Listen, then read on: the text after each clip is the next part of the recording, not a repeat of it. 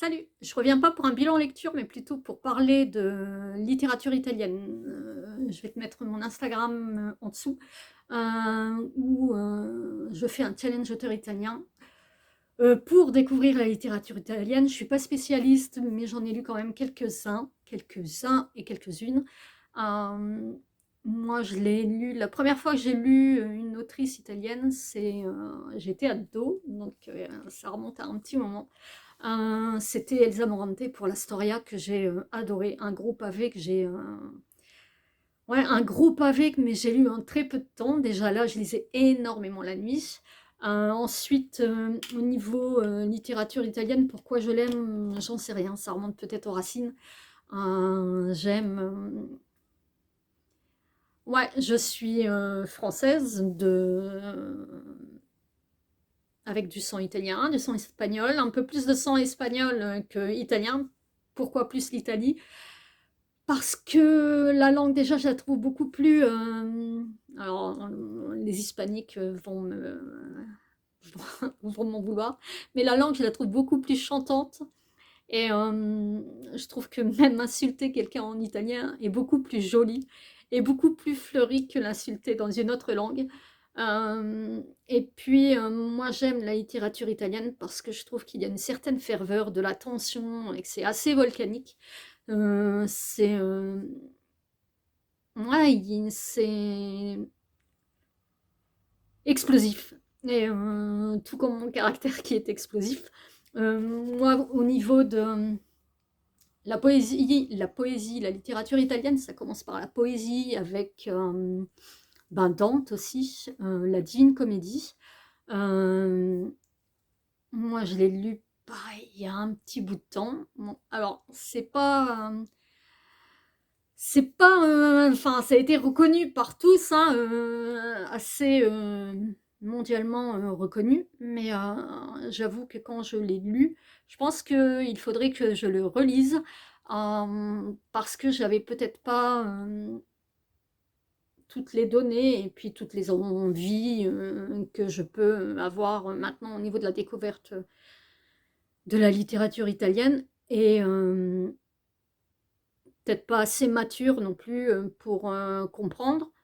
Maintenant, moi, enfin après, hein, je dis que c'est explosif et tout, mais après, il y a des livres qui sont assez contemplatifs et il y a des livres qui sont assez introspectifs. Après, vous avez de la lecture engagée, enfin, il y a de tout dans la littérature italienne.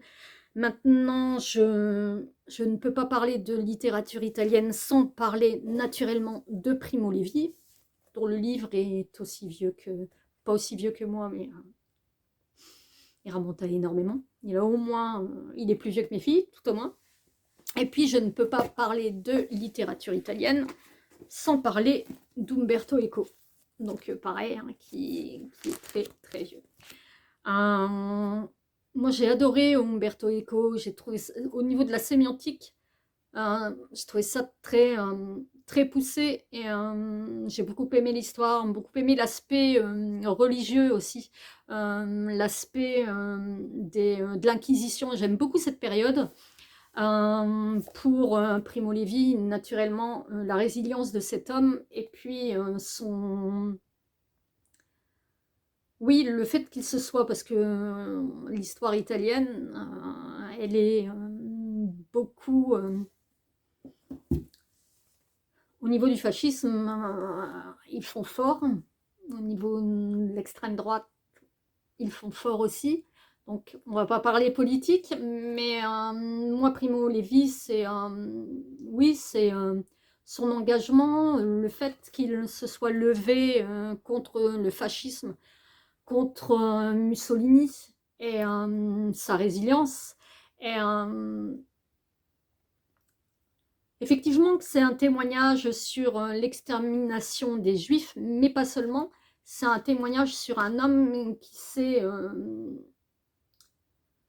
s'est battu contre le fascisme et qui s'est battu contre cette barbarie. Et si c'est un homme, est à découvrir. Primo Levi, il a une écriture qui est aussi sans concession. Enfin, il vous décrit les choses, il y a une sincérité. Et puis, comme je le disais, il y a énormément de résilience. Donc, parler de littérature italienne, c'est parler de Dante, c'est parler d'Elsa Morante, d'Alberto Moravia, qui était son mari.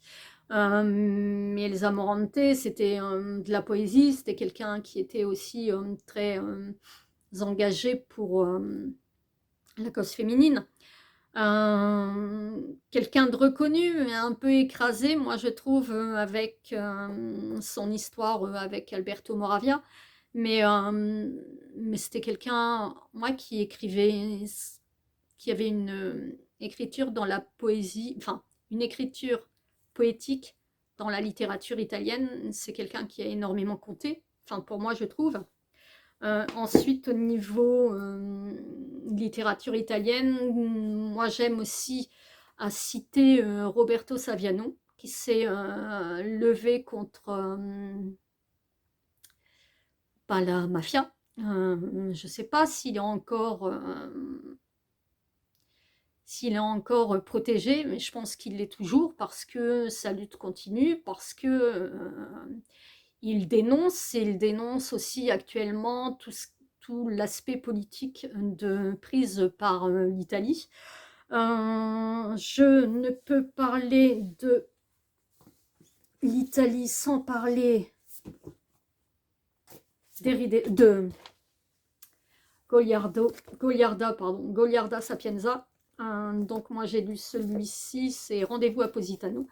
Pareil, c'est très poétique, c'est très sauvage, c'est une histoire qui... Ben, pour se sortir de l'oubli. C'est Positano, faut pas oublier tout ce qui a été balayé par le destin. Moi je trouve que les femmes, au niveau de la littérature italienne, les femmes écrivent beaucoup sur l'engagement, le féminisme, l'engagement contre les hommes. Elles écrivent beaucoup à ces périodes où, en 50, 60, où la femme était plutôt écrasée par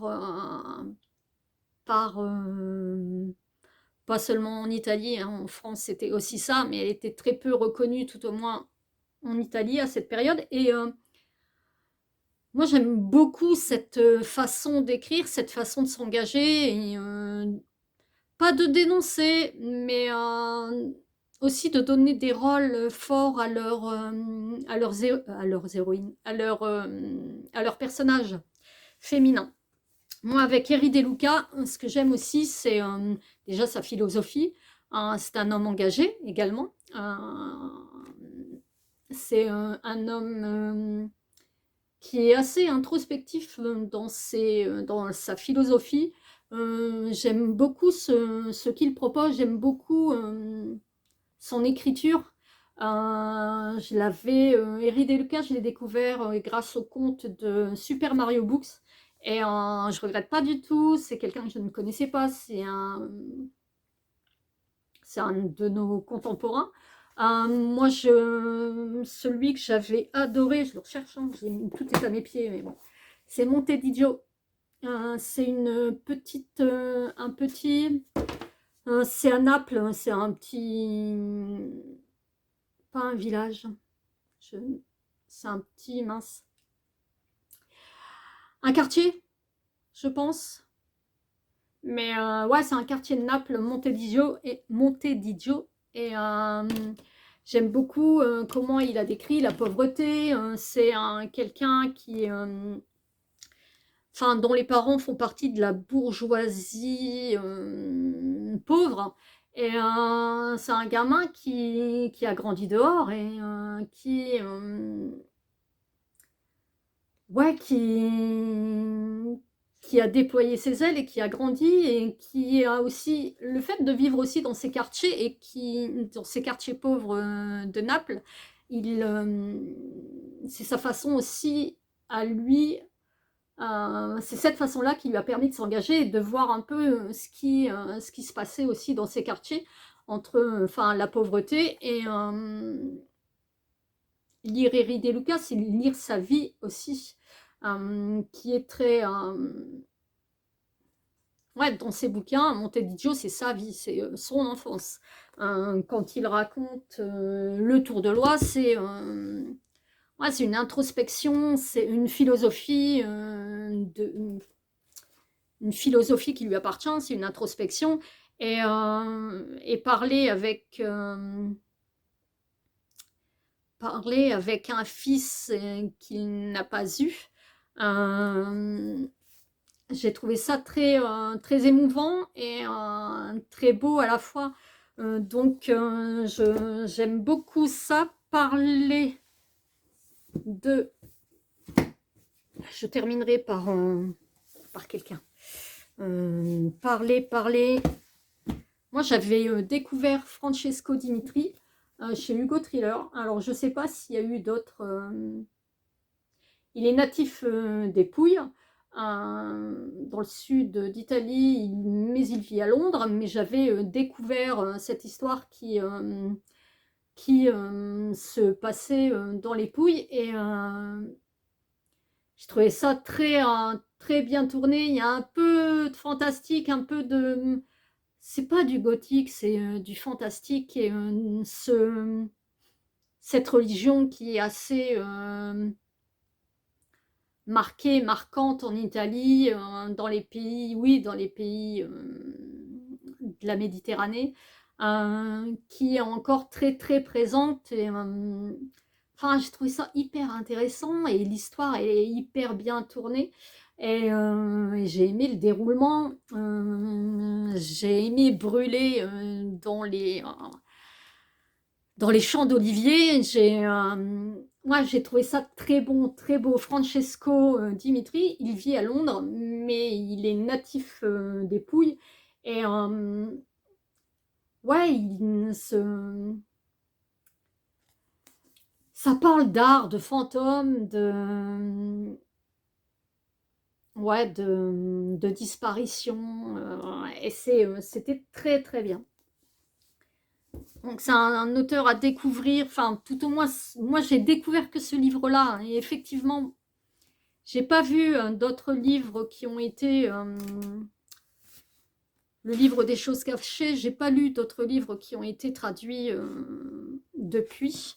Sinon j'ai adoré, et pareil, la maison d'édition n'existe plus, mais on le retrouve en poche, c'est Lorenza Pieri, J'avais une île. On parle de femmes, alors c'est, oui, des femmes qui sont engagées.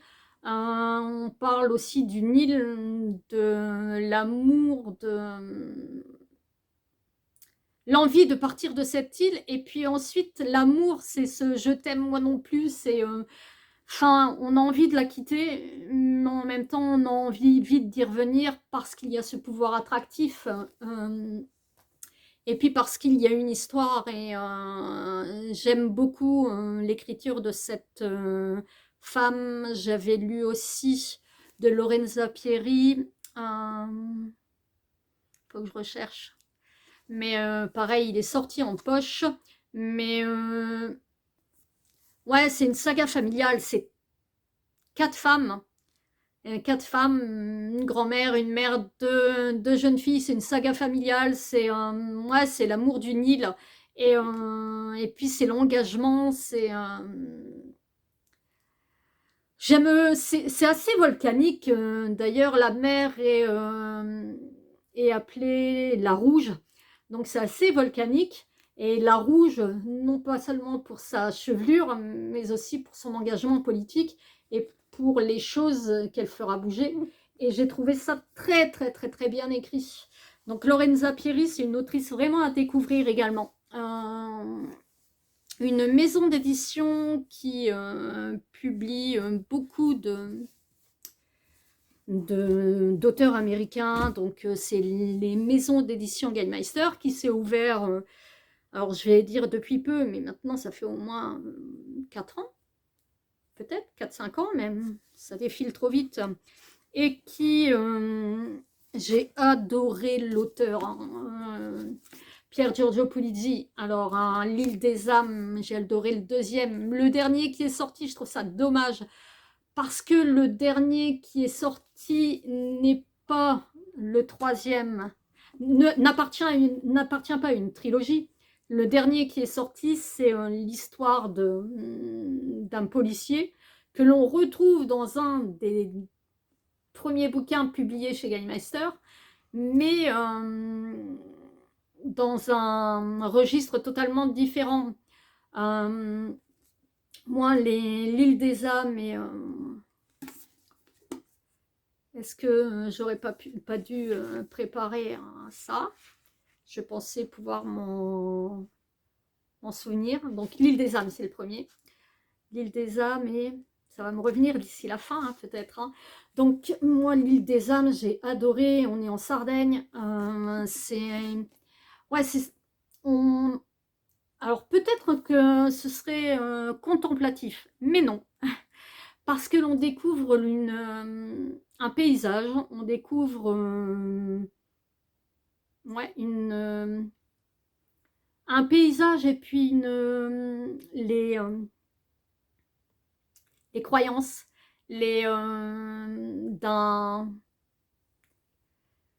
d'une population. La Sardaigne, c'est quelque chose de très beau, mais il y a une population où les croyances sont encore très ancrées. Et dedans, je trouvais ça très intéressant. J'avais adoré parce que je ne connaissais pas. Et effectivement, on a plusieurs aspects dans ce livre. On a l'aspect policier, mais l'aspect aussi de la Sardaigne, de tout ce qui l'accompagne, de ses us et coutumes. C'est un pays dans un pays. Ouais, c'est la Sardaigne, c'est des taiseux, mais c'est aussi volcanique et violent. On règle ses différends soi-même.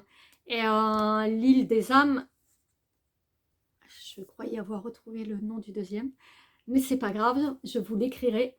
L'île des âmes, il est super. Enfin, moi, ça a été mon premier de Pier Giorgio Polizzi et j'ai adoré comme son deuxième, qui est une duologie. J'ai vu qu'en italien, il y a un troisième qui a été sorti, mais le dernier de Pier Giorgio Polizzi qui a été publié chez Gallmeister au mois de septembre, c'est le premier pareil, d'une série. Et à ne pas confondre, c'est le silence, le dernier c'est le silence, pareil, je vous remettrai je vous mettrai le titre en commentaire, mais découvrez-le. Franchement, j'ai été hyper enchantée de découvrir les éditions Gallmeister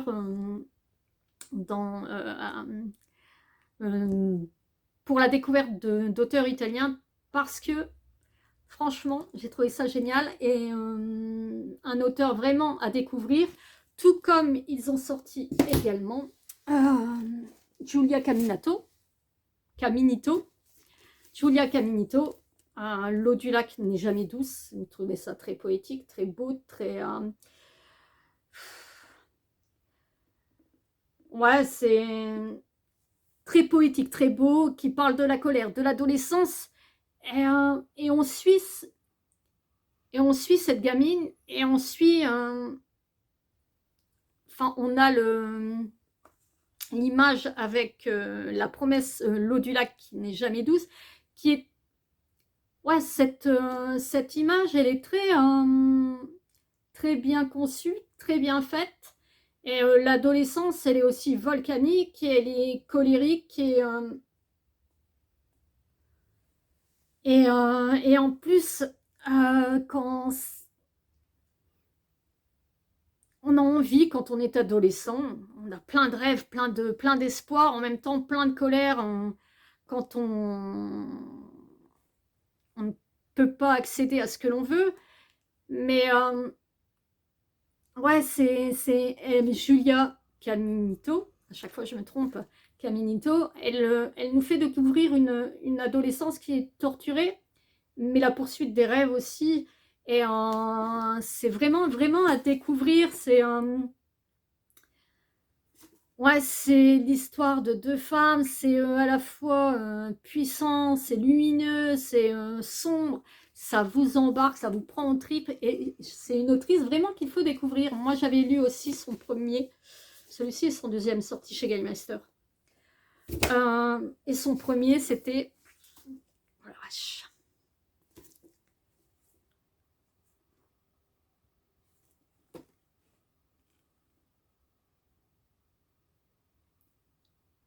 Un jour viendra.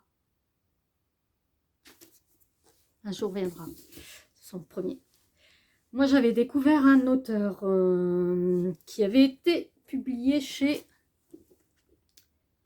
Brajlon. Ouais, Brajlon Thriller.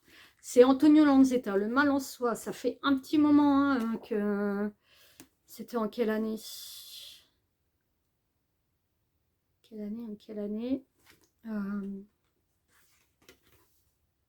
En 2018. Je l'ai acheté en 2018. Il a été publié en 2018. Moi, c'est un auteur que j'ai beaucoup aimé. Il n'a pas été édité depuis en France, depuis 2018, depuis Le Mal en Soi. C'est un thriller que j'avais adoré à l'époque. C'est pareil, c'était une histoire de corps retrouvé d'une jeune fille et puis qui a été pendue avec la tête décapitée. On part sur un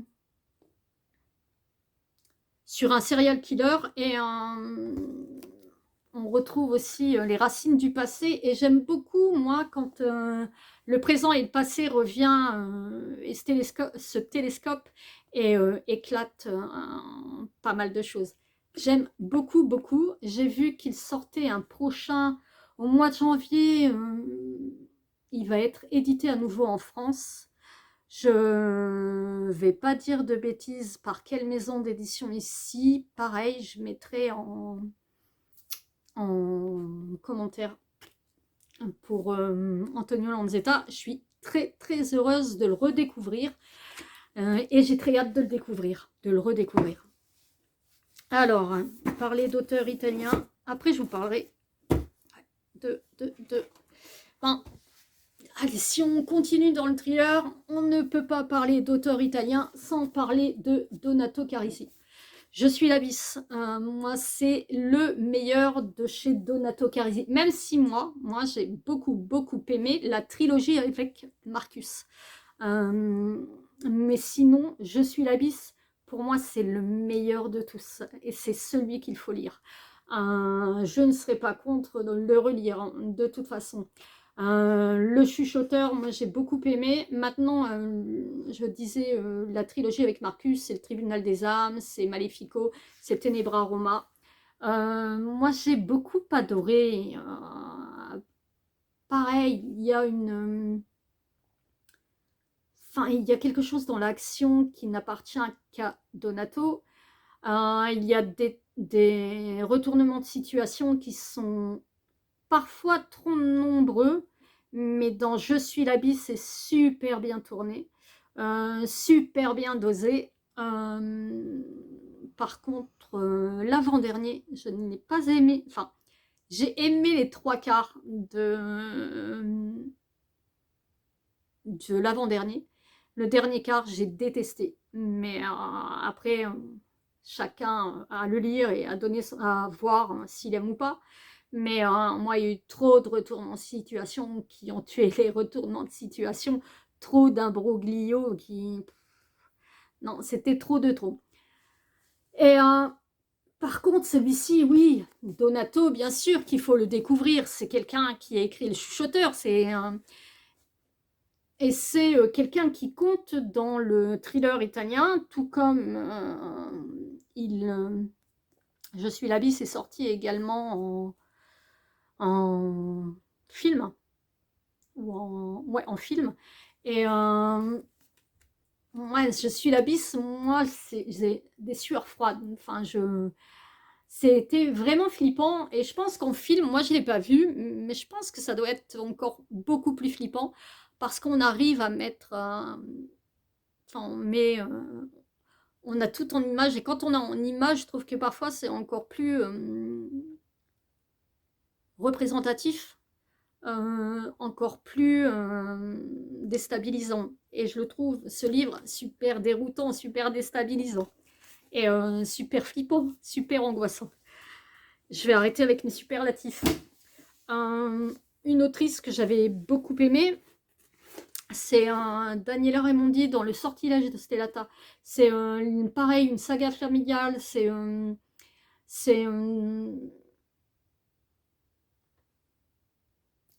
tout a commencé avec la tigane, c'est un sortilège c'est deux familles qui vont se rencontrer et certains vont s'aimer, il va y avoir un sortilège, hein, le sortilège de Stellata, et tout commence et tout finit, et excusez-moi, tout finit. On n'échappe pas au sortilège des ancêtres, mais j'ai trouvé très beau, mais il est à lire sur des années et des années, et je l'ai trouvé, ouais, j'ai adoré ce livre. Pour moi, ça a été une magnifique lecture, j'ai beaucoup aimé cette saga familiale. Donc, pour celui-ci, donc Daniela Raimondi, excusez-moi, je repars dans le thriller, hein. J'ai oublié de parler de lui alors que je viens juste de lire un de ses livres, Sandrone Dazieri, Tu tueras le père. La trilogie, cette trilogie est la trilogie à lire. C'est autant que sa série avec le gorille, qui est un personnage psychologiquement atteint. Enfin, là-dedans, c'est aussi... Enfin, tout le monde est atteint, tout le monde est Enfin, il y a une histoire, ouais, il y a une psychologie fine des personnages, des personnages qui sont hyper attachants. Là-dedans, il y a Dante et Colomba. Dante, moi, qui est hyper attachant et qui a vécu un traumatisme, qui est quelqu'un d'hyper doué. Et c'est une trilogie, moi, qui m'a embarquée, qui est super bien emmenée, super bien menée, et c'est vraiment, vraiment à découvrir. J'ai adoré Sandrone Dazieri, franchement, c'est à découvrir. Son dernier, il est excellent, j'ai beaucoup aimé. Pareil, le passé et le présent qui se télescope et mais qui fait tout éclater, mais c'est une explosion de terreur et vraiment d'horreur. Et c'est vraiment un homme à découvrir, un auteur à découvrir. La liberté au pied des oliviers. S'il y a une autrice aussi qu'il faut que je vous parle, c'est de Rosa Ventrella. C'est une autrice que j'aime beaucoup, qui raconte le destin de femmes. Comme je disais tout à l'heure, je trouve que les autrices italiennes, elles racontent les destins de femmes. Ici, c'est une histoire de deux sœurs. Ça se passe pendant la Seconde Guerre mondiale, ouais, la Seconde Guerre mondiale, où les hommes sont partis, où les femmes sont au pays, où les gens plus fortunés eh ben, arrivent à se défiler de la guerre, alors que les hommes plus pauvres sont obligés d'aller se battre. Ça parle de femmes qui doivent se débrouiller pour vivre, qui vont jusqu'à vendre leur corps, mais c'est aussi l'histoire de femmes qui gardent aussi leur dignité et qui sont fortes, qui se soutiennent, et c'est vraiment, vraiment à lire. Moi, Rosa Ventrella, celui-ci, c'est mon préféré, mais moi, j'aime beaucoup ce qu'elle écrit. Je vais parler de la jeune génération, Béatrice Salvioni, La Malnata. Moi, ça a été un très, très gros coup de cœur. C'est un très, très gros coup de cœur. On est aussi, lors de la montée du fascisme, l'histoire de deux gamines qui sont totalement opposées, et c'est excellent. C'est deux gamines opposées par leur situation sociale, mais qui vont se soutenir, et tout commence par la Malnata. C'est à découvrir, c'est à aimer. La Malnata est celle qui porte le mal d'œil, c'est celle qui porte le mal. Donc c'est à découvrir. Ouais, moi j'ai vraiment, vraiment aimé cette autrice. C'est une jeune génération qui a été publiée chez Albin, et j'attends son deuxième avec impatience. Chiara Montani, c'est un thriller historique et avec des faits réels, et j'ai adoré. Pareil, sa plume est excellente. Son personnage principal est une femme. à découvrir. Si vous aimez l'art, la peinture, c'est vraiment, vraiment Piero della Francesca a vraiment existé. Et c'est... ouais, elle écrit, ça a été son premier. Elle a écrit magnifiquement bien et c'était vraiment excellent à découvrir. C'était... moi, ça a été pour moi un gros coup de cœur. C'était il y a 2-3 ans, 2 ans, je sais plus. 2-3 ans, en 2021. Et bien sûr, je ne peux pas parler d'auteur italien sans parler de Luca Di Fulvio. Et c'est difficile d'en parler. Moi, c'est un auteur que j'ai beaucoup aimé, c'est un auteur que j'ai rencontré. J'ai toujours aimé son humilité, son humanité. Il aimait les gens. Et puis, c'est quelqu'un qui aimait les femmes, qui défendait la cause des femmes. Et moi, le paradis caché, à chacun de le découvrir. Moi, je l'ai découvert. C'est une œuvre romanesque, c'est une écriture comme on en fait peu. C'est vraiment, vraiment, Luca Di Fulvio, c'est vraiment, s'il y a un auteur italien que vous voulez découvrir, c'est celui-ci. Sur ce, je vais vous laisser. Je vous souhaite une bonne soirée et puis bonne découverte et retrouvez-moi sur Instagram.